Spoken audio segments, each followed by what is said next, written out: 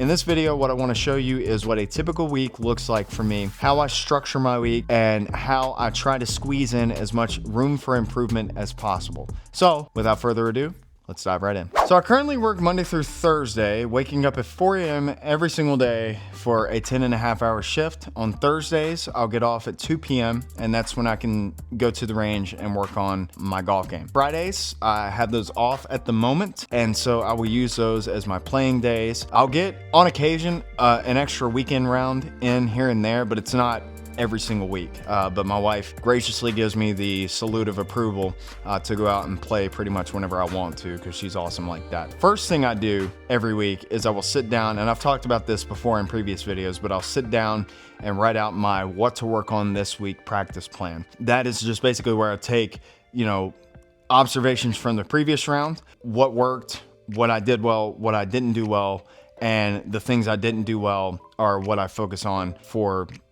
the current week. But the bare bones of my routine is as follows: 1 range session a week, at least 1 round a week. Meanwhile, Monday through Wednesday night, what I'm doing is I am taking some time to hit some putts on my putting mat, working on things like start line, as well as doing air swings in my basement. I don't have a simulator, unfortunately. I would love to get one day, but I'm limited to just air swings with like a 7-iron, trying to really implement this.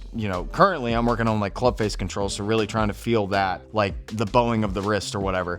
And I'll record those swings, and then I'll throw those in apps like Sportsbox AI and OnForm to kind of see where I'm at. I'm not a coach or a professional, so I just have to go off of the knowledge that I've gained from, previous lessons plus stuff I've seen on social media. All right, so now that you kind of have a mile-high view of my week, let's talk about this week's golf. So this past Thursday, I went out to Stony Creek Golf Club in Whitsett again, and I hit every single aspect of their practice facilities. They got some of the best facilities in the area, and it's super convenient on my way home from work. So I didn't want to make this portion too similar to the full practice session video that I dropped a few weeks ago, but I did pretty much the same structure. We worked on full swing, we worked on short game, and we worked on putting. However, in the range session portion, I wanted to do things a little bit different.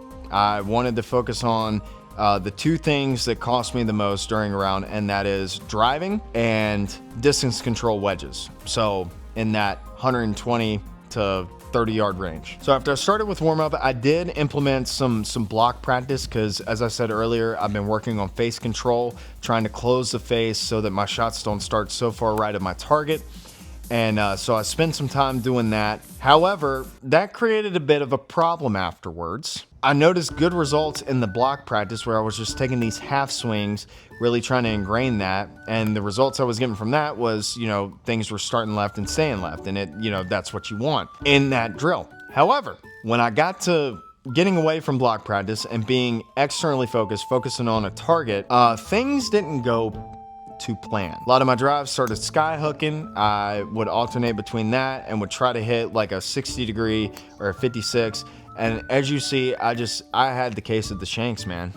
I tried fixing it. Nothing was working. It was just one of those days where you're on the range and you're trying everything to fix it, and it still happens. So essentially, I frustratingly flew through that bag of 60 balls, and I decided to just work on chipping and putting for the remainder of the time. When I got to the short game portion where I worked on chipping and all of that, it was identical to the full practice session video I dropped a few weeks ago. We set up tees around a hole, about 4 feet, creating a 4-foot zone.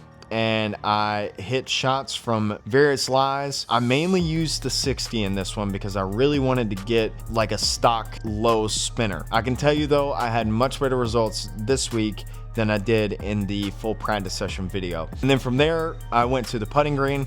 Same thing, super hot, phone was overheating.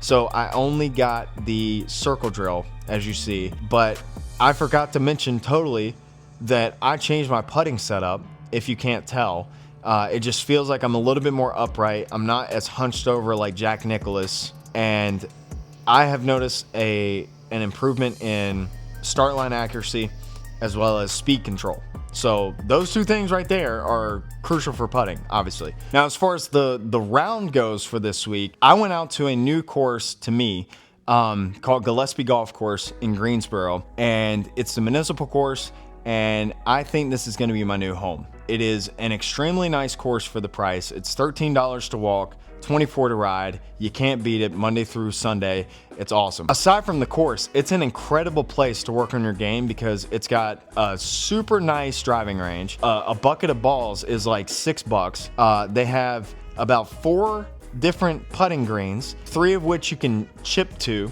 and then they have the one right by the actual course. The coolest thing is they have like a short 9-hole pitch and putt course where like every single hole is no longer than, I would estimate, like 40 to 50 yards. Very excited to check out that course a lot more and really explore all the facilities that they have.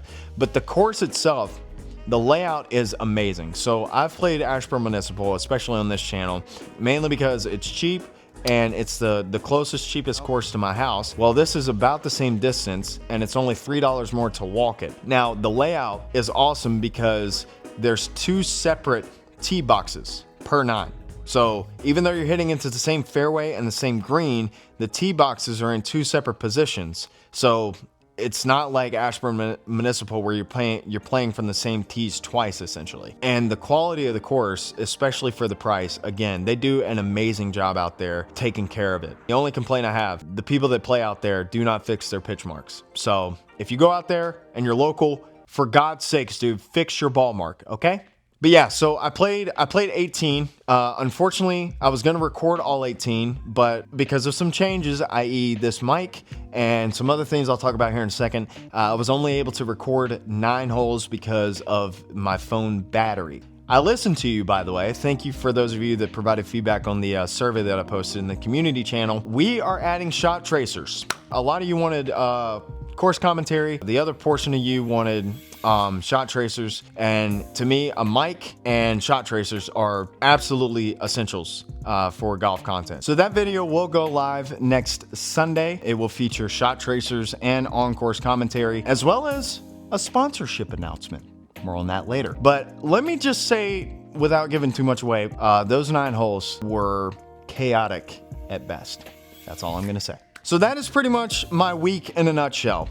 We do air swings and hit putts in the house Monday through Wednesday. Thursdays, we hit the range after we leave work a little early. And Fridays, we play golf with the occasional Saturday and Sunday extra round in there. But one thing I will say, I know I don't have a perfect setup. I know I can't practice 7 days a week. I would love to. I would love to play golf every single day, especially to do it for a living. But I'm on a very strict budget.